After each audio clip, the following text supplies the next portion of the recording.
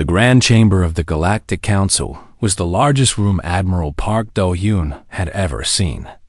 The ceiling stretched so high that clouds sometimes formed near the top. Thousands of seats rose in circles around the central platform, filled with aliens of every shape and size. Some had scales. Some had feathers. Some were made of living crystal. All of them were looking down at the small group of humans standing in the middle. Do-hyun kept his back straight and his face calm. His dress uniform felt heavy on his shoulders, but he did not move. Beside him stood Ambassador Lee Yuna, a woman with gray hair and sharp eyes. She had spent 40 years working with aliens. She knew their languages, their customs, their tricks. But today, even she looked worried. The High Augury Varth sat on a floating throne above everyone else. His body was made of purple crystal that glowed from inside. When he spoke, his voice filled the entire chamber without him raising it. The Council has spent 300 years watching humanity, Varth said. We have studied your species. We have measured your worth. And now, we have reached our decision. Do-hyun felt his stomach tighten. 300 years. That was how long humans had been provisional members of the Council. Always waiting. Always being tested. Always being told they were not ready for full membership. Every decade, there was a new requirement. Every decade, humanity met it. And every decade, the Council found another reason to say no. Ambassador Lee had warned him this day would come. The Council did not want humans as members. They never had. Humans bred too fast, spread too far, and asked too many questions. The older species saw them as a threat. Varth lifted a crystalline gavel that sparkled with inner light. Humanity is found guilty of 3 crimes against galactic law. Murmurs spread through the chamber. Do-hyun heard gasps from the human delegation behind him. Guilty? They've not even been told there was a trial. First, Varth continued, unauthorized expansion into the Kepler frontier, in violation of territorial agreements. Those systems were unclaimed, Ambassador Lee said, her voice cutting through the whispers. We followed every protocol. Silence. Varth did not even look at her. Second, violation of breeding limitation protocols. Your population has grown beyond acceptable limits. Do-hyun clenched his fists. Breeding protocols? Humans had natural birth rates. They were not like the Moran, who laid eggs by the thousands. They were not like the Cathari, who could clone themselves. Human families simply had children, the way they always had. Third, Varth said. And now something like pleasure entered his glowing eyes. Development of Class 7 weapons technology. In direct violation of the Arms Limitation Treaty. Those are medical nanobots, Lee said. They heal wounds. They cure diseases. They are not weapons. Any technology can become a weapon in dangerous hands. Varth leaned forward on his throne. And humanity has proven itself to be very dangerous indeed.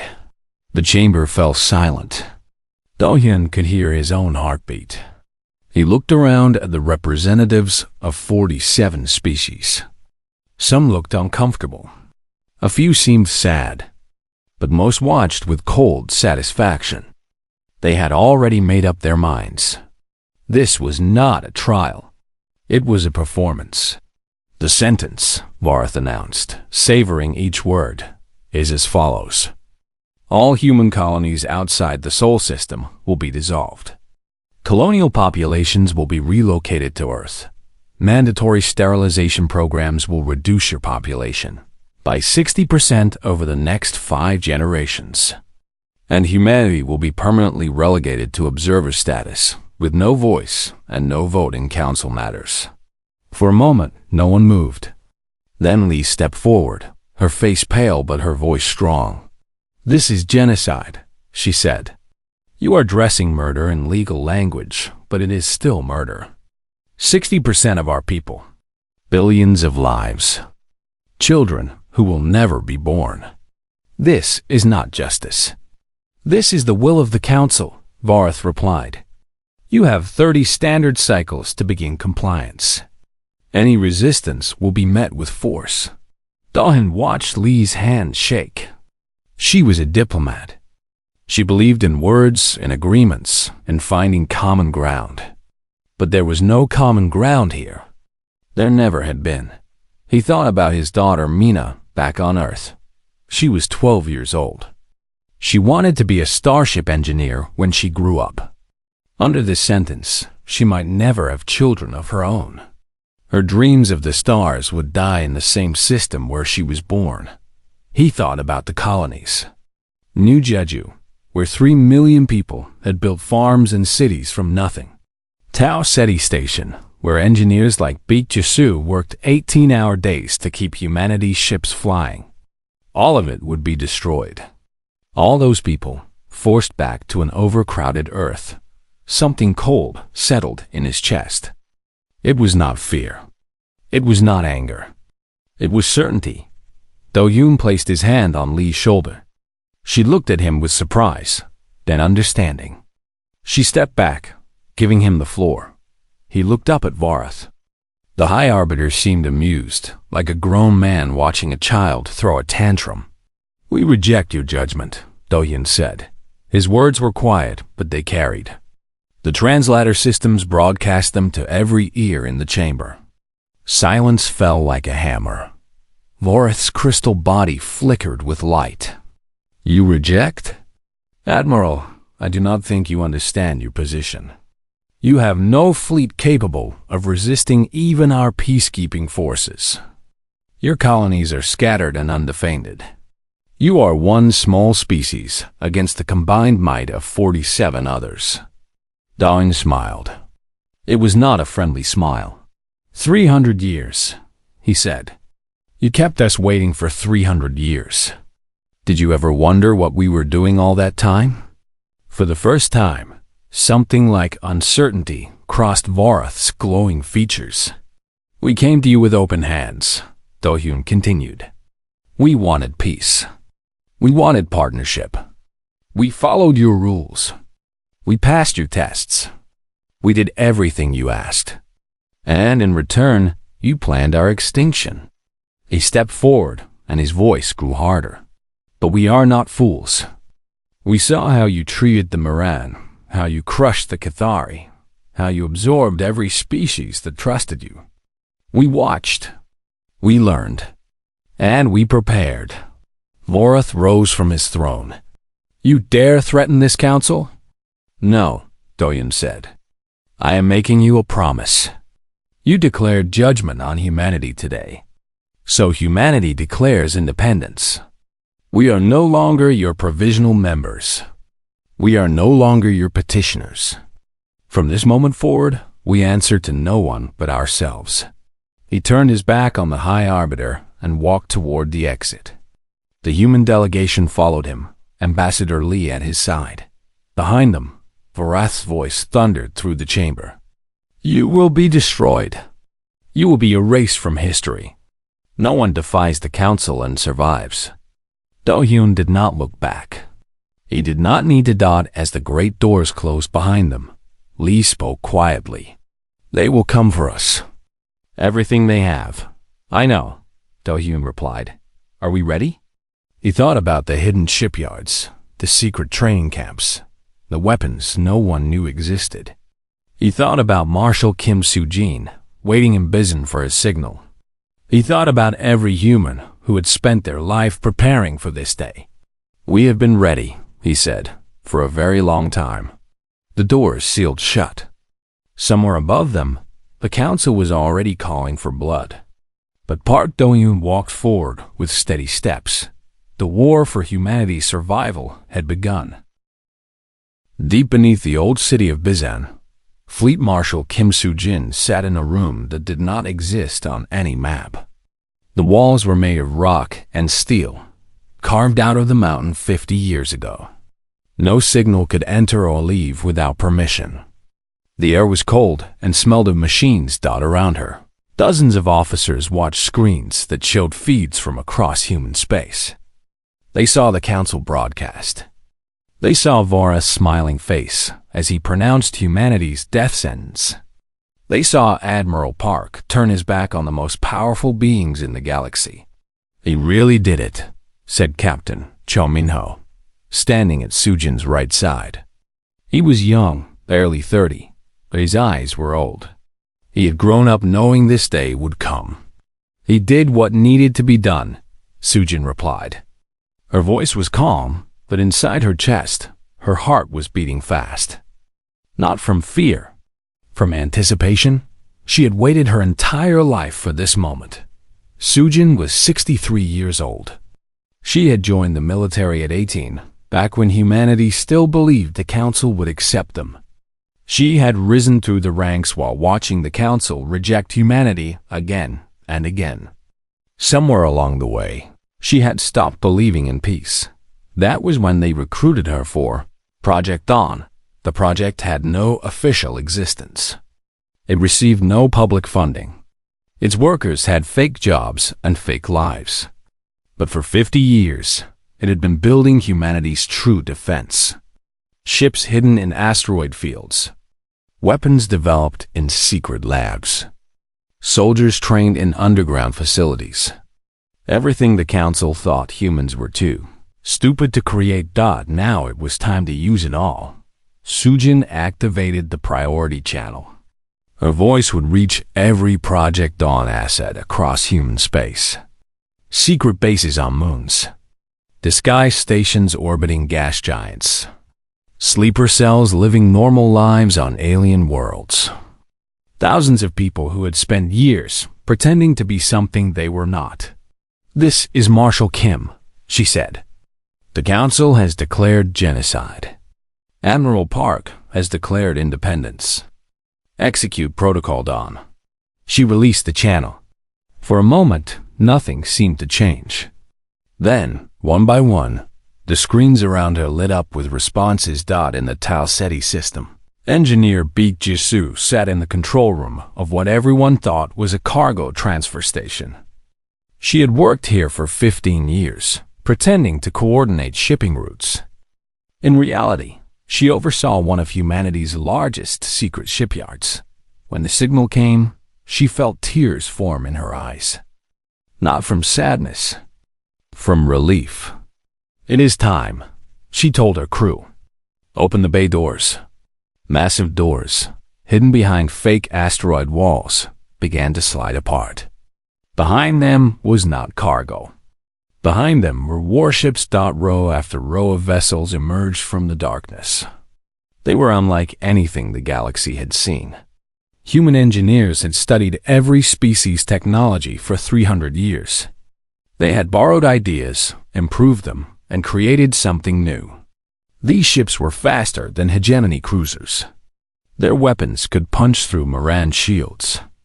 Their armor was based on Cathari biometal, and there were hundreds of them. Jisoo watched her life's work finally see the light of distant stars. "Launch all ships," she ordered. Formation Alpha. Destination Sol. Similar scenes played out across human space. On the colony world of New Jeju, Governor Yoon Ha-jin stood in front of what looked like a peaceful farming community. Green fields stretched to the horizon.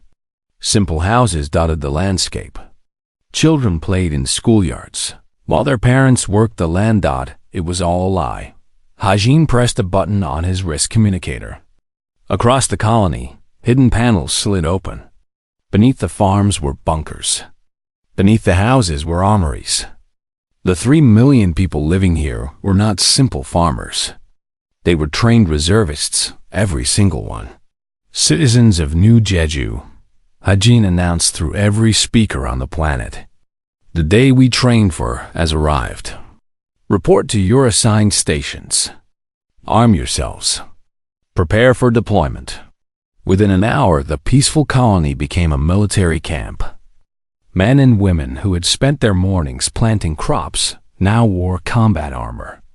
Children were moved to deep shelters while their parents checked weapons they had hidden for years. Back in Bizen, Sujin watched the reports come in. Every system, every colony, every hidden base was responding. Humanity was waking up. Captain Cho stepped closer to her. "Marshal, we are receiving a message from the Council. They are demanding we surrender Admiral Park and accept a sentence." "Delete it," Sujin said. "They are also moving their peacekeeping fleet towards Seoul. 300 ships, mostly hegemony vessels." Sujin had expected this. The Vorath hegemony had always been the Council's military arm. Their ships were powerful, their crews experienced. They had crushed rebellions before. They thought this would be no different. They were wrong. "Contact Admiral Park," she ordered. "Tell him to prepare for engagement. The secret fleet will join him at the outer system within 12 hours. Cho nodded and turned to relay the order. Sujin stood and walked to a large window that looked out over the underground facility. Below her, thousands of people worked at their stations. Some had been here for decades, waiting for this moment. Some were young recruits who had trained their whole lives without knowing the full truth. Now, they all knew. A young officer approached her.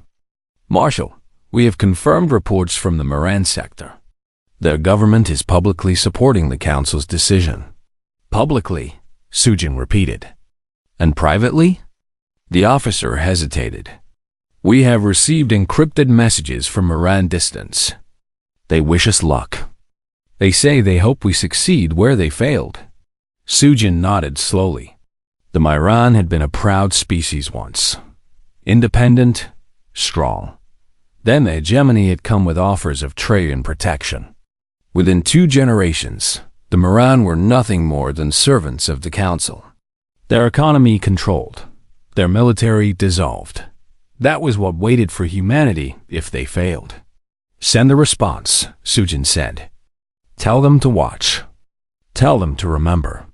And tell them that when the time comes, they should be ready to choose a side." The officer saluted and left. Sujin looked back at the screens. Across human space, ships were launching. Soldiers were mobilizing. 3 centuries of preparation were finally being used. The Council expected humanity to surrender. They expected fear, confusion, despair. They expected a small species to bow before the inevitable. They did not understand humans at all. Sujin thought about her grandmother, who had lived through the first contact. She remembered the old woman's words. "They look at us and see children. They see a young species, barely out of our cradle. They do not see what we really are. What are we?" Young Sujin had asked. Her grandmother had smiled. "Survivors. Every war, every plague, every disaster that should have killed us, we survived. Not because we are strong, not because we are smart, but because we never, ever give up." Now, standing in the heart of humanity's secret strength, Sujin finally understood. The Council had declared judgment. They thought the matter was settled. They thought humanity would accept death quietly. But humans did not accept death. They fought it. They raged against it. They built and planned and prepared for the day when fighting became necessary. That day had come. Sujin turned to her staff. "Send word to all commands. Today, we stop hiding. Today, we stop pretending. Today, humanity shows the galaxy who we really are." She paused, and when she spoke again, her voice carried the weight of 300 years of waiting. "Today, we go to war." Admiral Karth of the Vorath hegemony had conquered 12 worlds in his long career. He had crushed rebellions, destroyed pirate fleets, and brought entire species under Council control. When the High Arbiter sent him to deal with the human problem, he expected an easy victory. His fleet of 300 warships entered the Sol system in perfect formation. Purple and silver vessels, each one carrying enough firepower to level a continent. Korath stood on the bridge of his flagship, the Divine Judgment, watching Earth grow larger on his view screen. "Scan for human vessels. he ordered. His sensor officer worked for a moment, then looked up with confusion. Admiral, I am detecting approximately 300 enemy ships. They are holding position near the outer planets. Korath's crystal body flickered with surprise. 300 ships? The humans had perhaps 50 vessels in their known fleet, mostly cargo transports and outdated patrol craft. Where had they found 300 warships? They are bluffing, said his second-in-command. Probably civilian ships with fake signatures. Perhaps, Korath replied. Open a channel. The view screen changed to show a human male in a military uniform. He had a calm face and steady eyes. Korath recognized him from the council chamber footage.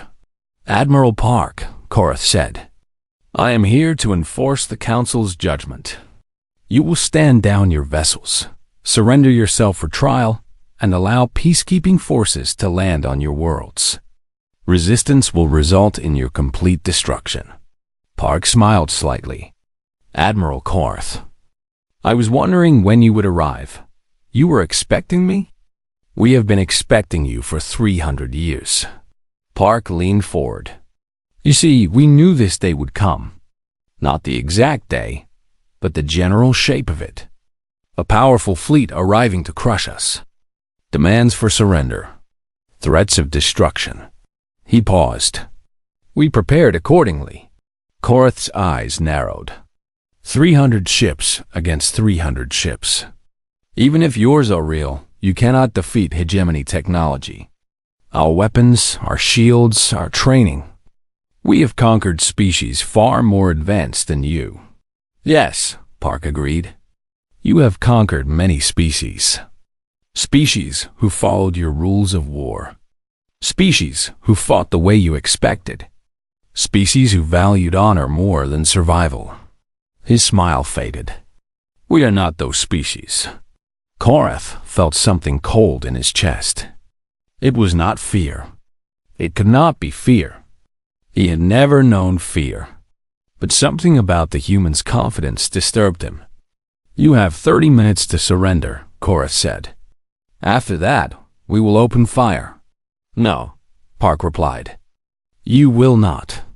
The channel closed. Korath stared at the blank screen. Admiral? His second asked. Your orders?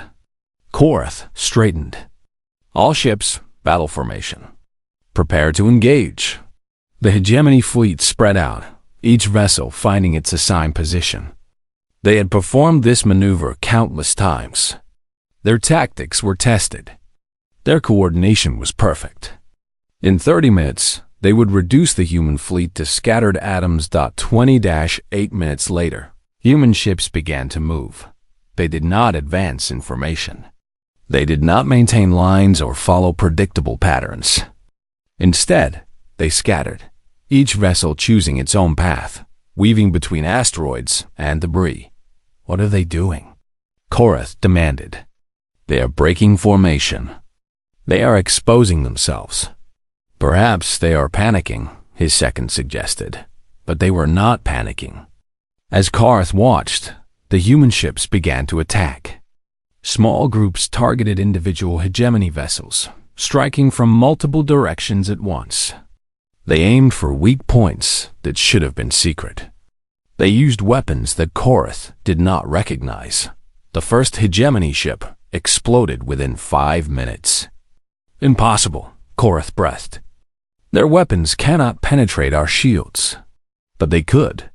Somehow, they could. Human missiles phased through shield frequencies that had never been broken before. Human energy beams cut through armor that had resisted attacks from a dozen species.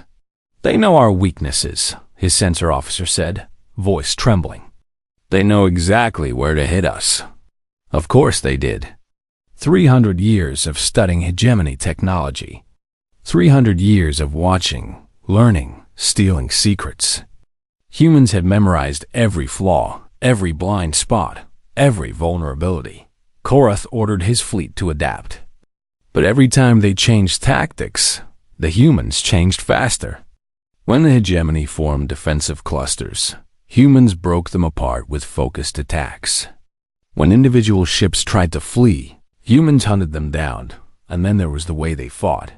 Hegemony doctrine valued careful, calculated engagement. Preserve your forces. Minimize losses. Win through superior firepower and coordination. Humans fought like animals. They rammed damaged ships into enemies.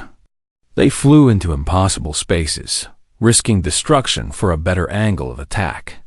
Their pilots took risks that no sane being would consider. Admiral Park commanded from the center of the chaos, his flagship leading strike after strike. Korath tried to target him, but human vessels always blocked the attacks, sacrificing themselves to protect their leader. Why did they do that? Korath asked, watching another human ship explode to save Park's vessel. Why do they die for one man? No one answered him. The battle lasted 16 hours. When it finally ended, 212 hegemony ships were destroyed or disabled. The remaining vessels scattered into deep space, fleeing toward the nearest Council territory. Korath's flagship was surrounded. His weapons were offline. His shields were failing.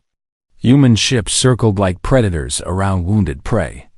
Park's face appeared on his screen again. "Admiral," Park said, "your fleet is gone. You have lost. Will you surrender?"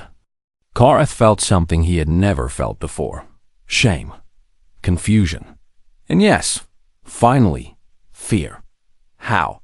he asked. "You are primitives. You are children. How did you defeat us?" Park's expression did not change. "You looked at us and saw weakness. You saw a young species with limited technology and no experience. You never considered that we might have hidden our strength. You never imagined that we spent 3 centuries preparing for exactly this fight." He paused. "That is how we defeated you, Admiral. We let you underestimate us." Korath lowered his head. His crystal body dimmed with defeat. "I surrender," he said. "My life is forfeit." "Your life is not what we want," Park replied. "We want you to deliver a message. Go back to the Council. Tell them what happened here. Tell them that Sol belongs to humanity.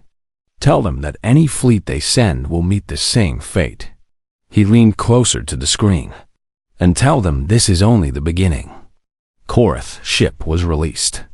As he limped toward Council space, he looked back at the Sol system.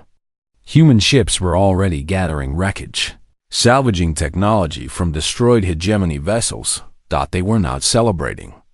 They were preparing for the next battle. Korath finally understood what the High Arbiter had failed to see. Humanity was not a young species waiting to be controlled. They were a storm that had been building for 300 years, and the storm had finally broken. On Earth, Marshal Kim addressed the survivors. Crowds gathered in every city to watch her face on massive screens. "We did not choose this war," she said. "But today, we proved that we will not be destroyed. Today, we showed the Council that humanity bows to no one." She paused, her eyes hard. "This is not the end. They will send more ships. They will try again. But every time they come, we will meet them. Every time they attack, we will fight back. And one day, when they have finally understood what we are, they will leave us in peace." She raised her fist. "We are humanity. We are free. And we will never surrender." Across the planet, across every human colony, billions of voices answered her call. The Battle of Sol was over. But the war for independence had only just begun. The Council expected humanity to stand alone. They expected other species to fear association with the rebels.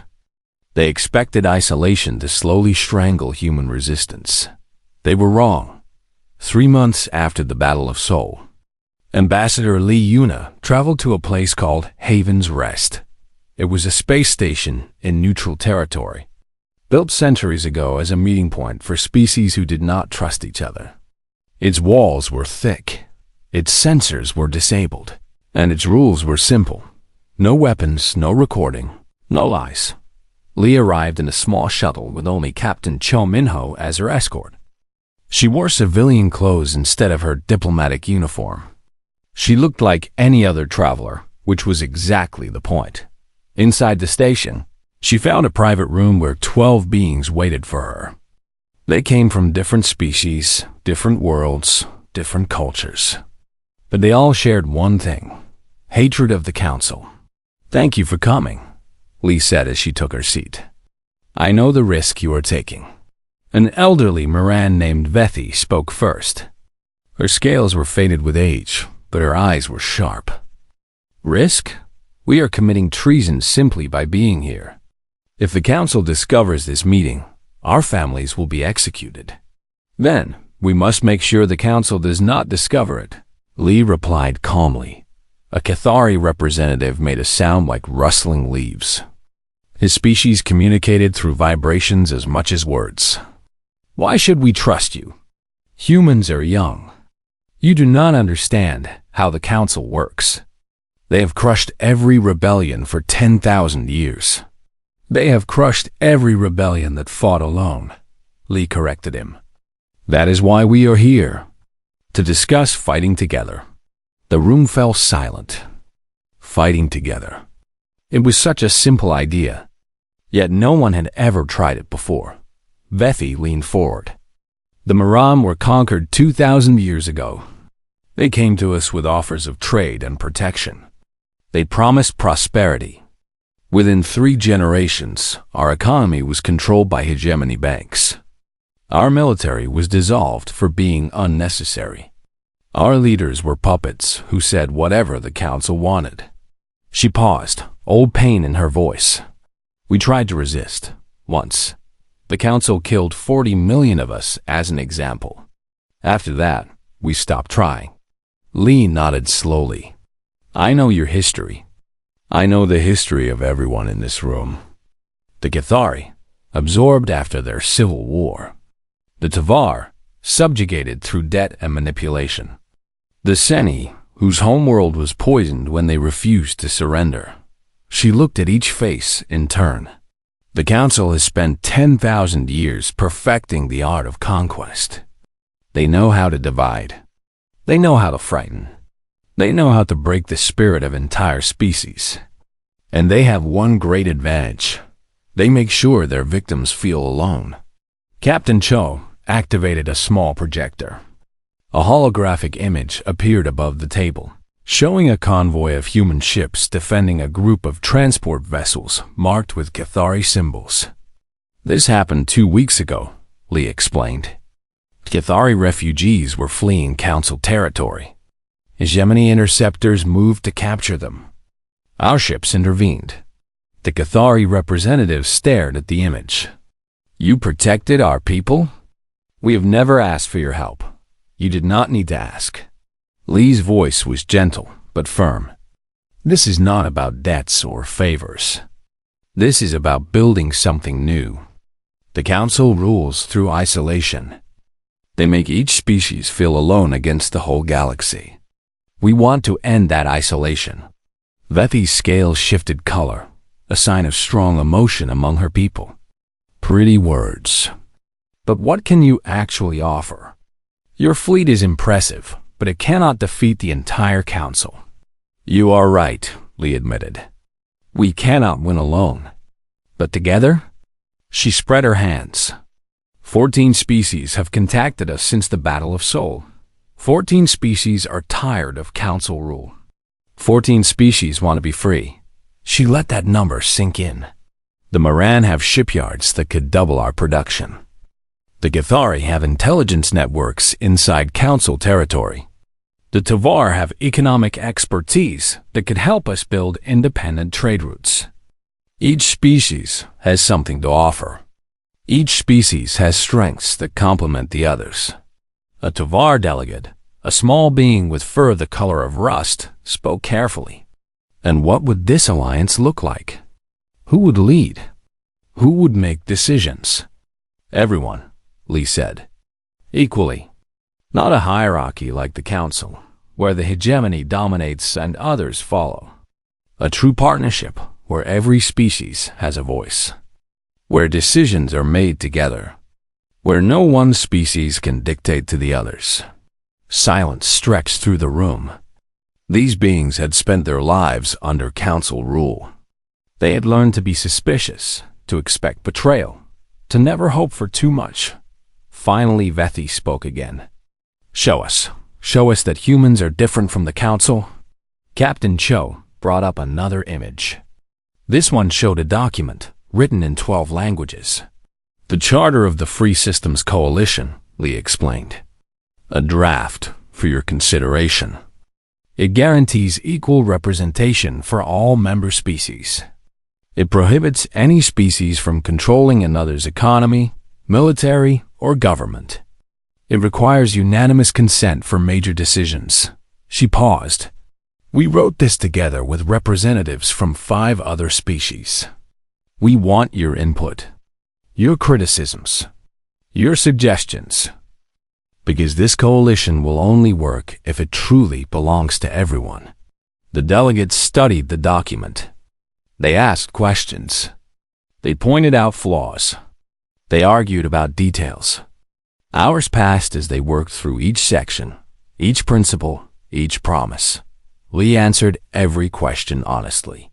When she did not know something, she said so. When delegates disagreed with her, she listened. When they made good points, she incorporated their ideas. By the end of the meeting, something had changed in the room. These beings had arrived as frightened individuals, each carrying the weight of their species' suffering. Now, they looked at each other differently. Now they saw potential allies instead of competitors for council favor. "I must return home and consult with my people," Vethi said finally. "This decision is too important for me to make alone." Others nodded in agreement. The meeting was ending, but it felt like a beginning. As delegates prepared to leave, the Cathari representative approached Lee. "In my language, there is a word for someone who offers help without expecting repayment. We thought the word was extinct. No one had used it in 2,000 years." Lee waited. "The word is Vrethan. It means stranger who becomes family." He placed a limb on her shoulder. "I hope you are Vrethan, Ambassador. I hope you are not another hegemony wearing different colors." "I hope so too," Lee replied. "All I can promise is that we will try." 3 months after Haven's Rest, the Free Systems Coalition was formally announced. 14 species, 42 star systems, a tiny fraction of council power. But it was growing. Every week, new messages arrived from species considering membership. Dissidents within council space sent intelligence. Traders established secret routes. Engineers shared technology. On Earth, Marshal Kim studied reports of coalition expansion. "They thought we would be isolated," she told Admiral Park. "They thought fear would keep everyone in line." "Fear only works when hope is dead," Park replied. "We gave them something to hope for." Kim nodded slowly. "The Council will respond. They cannot allow this coalition to succeed. Every species they have conquered will start asking questions. Let them respond." Park looked out at the stars. "Every time they try to crush us, we will show the galaxy that the Council can be fought. Every battle we survive makes the coalition stronger." He turned back to Kim. "They spent 10,000 years building an empire of fear. We are going to tear it down. Not through conquest, through something they never expected." "What is that?" Park smiled. "Friendship." In the space between stars, ships from 14 species flew together for the first time. Human vessels alongside Moran cruisers. Cathari scouts leading Tovar transports. Former enemies becoming allies. Former slaves becoming free. The Council had declared judgment on humanity.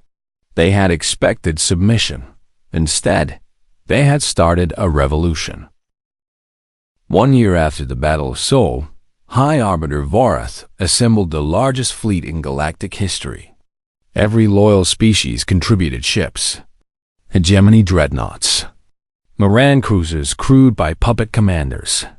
Cathari vessels stolen from their rightful owners. Thousands of warships, stretching across the void like a river of steel and light. Varus stood on the bridge of his flagship, the Eternal Judgment. His crystal body pulsed with anticipation. This time, there would be no mistakes. This time, humanity would be erased. The Free Systems Coalition has gathered their fleet near the Helix Nebula, his sensor officer reported. Approximately 800 vessels. They are outnumbered 3-1. Vorath made a sound like grinding glass. Good. Let them gather. Let them watch their hope die in one glorious battle.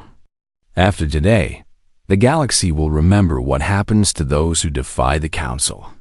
The Grand Armada moved toward Helix. Marshal Kim Sujin stood on the bridge of the Unconquered, humanity's largest warship. Around her, officers from 6 different species worked side by side.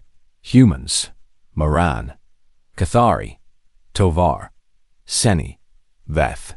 1 year ago, most of these beings had never spoken to each other. Now they fought as one. Enemy fleet entering sensor range, Captain Cho reported. 3,200 vessels. They are not trying to hide their numbers.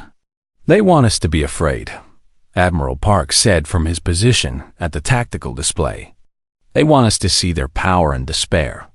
Kim shook her head. They still do not understand. We stopped being afraid long ago.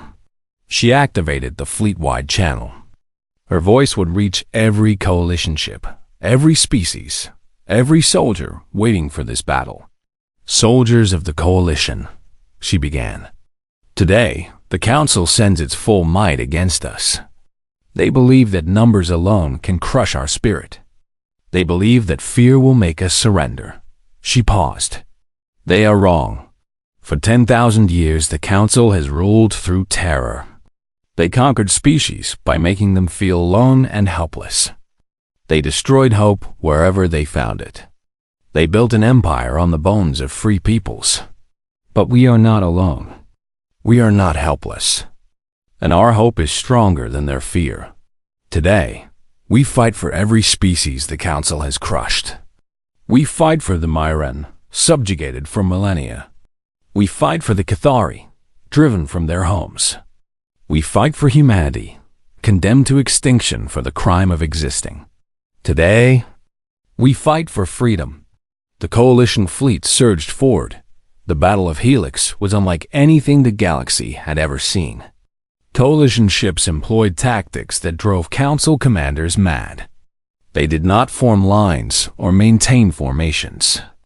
They fought in small groups, striking and retreating, drawing enemies into traps.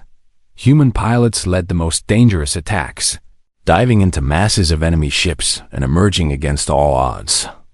Moran gunners targeted weak points with precision, born from generations of secret training.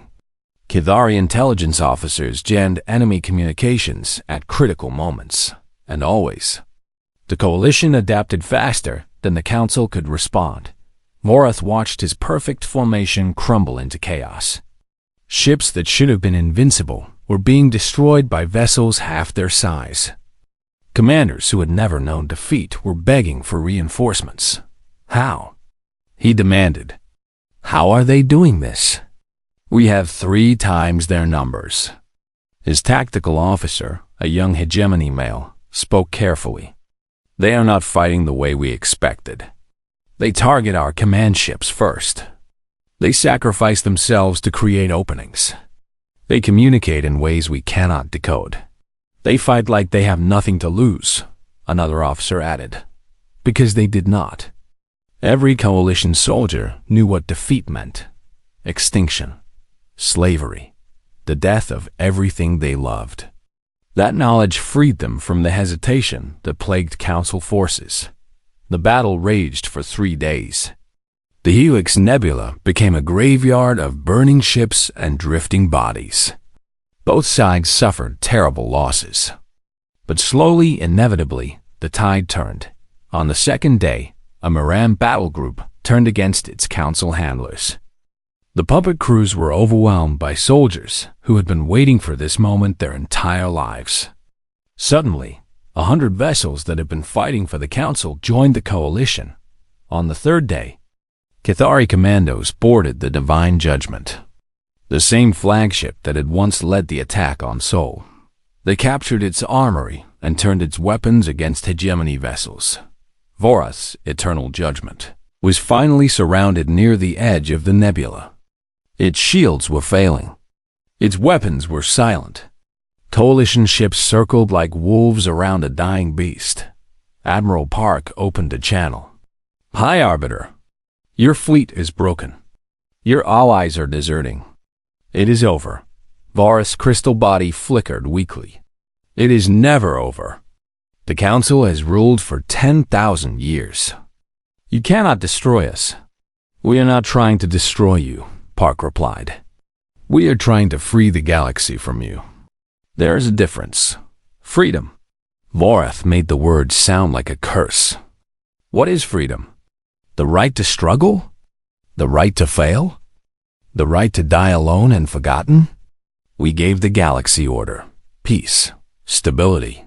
You gave the galaxy chains," Park said quietly. "Comfortable chains, perhaps, but chains nonetheless. The species under your rule did not choose to serve. They were conquered. Their consent was never asked." He leaned forward. "That is what makes us different. The coalition was built on choice. Every species that joins us does so freely. Every soldier fighting today chose to be here. That is why we win. Not because we are stronger, because we believe in something worth fighting for." Vorath had no answer to that. The Eternal Judgment surrendered. Its crew was taken prisoner, treated with dignity despite everything they had done. That was the coalition way. Vengeance would only create new enemies. Mercy might create new friends. The Battle of Helix was over. The Grand Armada was shattered. But the war continued for another 5 years. The Council did not give up easily. They launched raids, assassinations, propaganda campaigns. They tried everything to break the coalition. Everything failed. More species joined. Council worlds rebelled. Former enemies became allies. The old order crumbled piece by piece.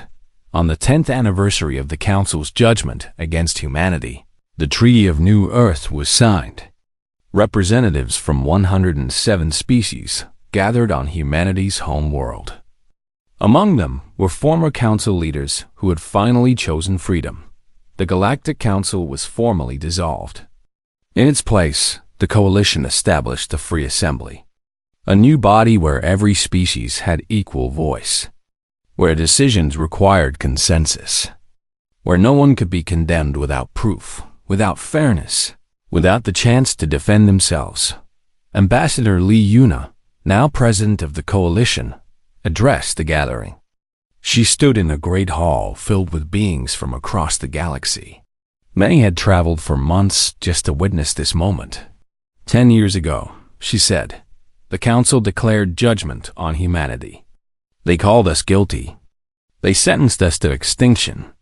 They expected us to submit. She smiled. Instead, we declared independence. Not just for ourselves, but for everyone. Every species that had suffered under Council rule. Every world that had lost its freedom. Every being who had forgotten what hope felt like. She gestured to the crowd around her. Today, we complete what we began. This is not an empire. We do not seek to rule. This is a family of free peoples, united by choice, bound by respect, committed to building a better future together. There will be challenges ahead. We will disagree. We will struggle. We will sometimes fail. But we will face it all together. Because that is what freedom means. Not the absence of difficulty. The presence of choice. She raised her hand in the gesture that had become the Coalition's symbol. To the Free Assembly. To all its members. To the future we will build. 107 species responded with their own gestures, their own calls, their own celebrations. The hall erupted in a chaos of voices and colors dotting the crowd. Marshal Kim Soo-jin stood beside Admiral Park Do-hyun. They were older now. Gray had crept into their hair. Scars marked their bodies. But they stood straight, and their eyes were clear. "We did it," Park said quietly. "We actually did it." Kim nodded. "They declared judgment on us. They thought we would break. They did not understand what they were facing." Kim looked out at the gathered species, all the different forms and faces, all united in celebration. "No," she agreed. "They never understood." Somewhere in the crowd, a young Moran child asked her mother a question. "What is happening? Why is everyone so happy?" The mother, whose own mother had dreamed of this day without ever believing it possible, knelt beside her daughter. "Today," she said, "the galaxy finally became free." The child did not fully understand. She was too young to know the history, the pain, the long years of struggle. But she would grow up in a galaxy where her species was equal, where her voice mattered, where she could choose her own path. That was what humanity had given the galaxy. Not conquest, not empire, not vengeance. Hope. And in the end, hope was stronger than any fleet, any weapon, any empire that had ever existed. The war was over. A new age had begun.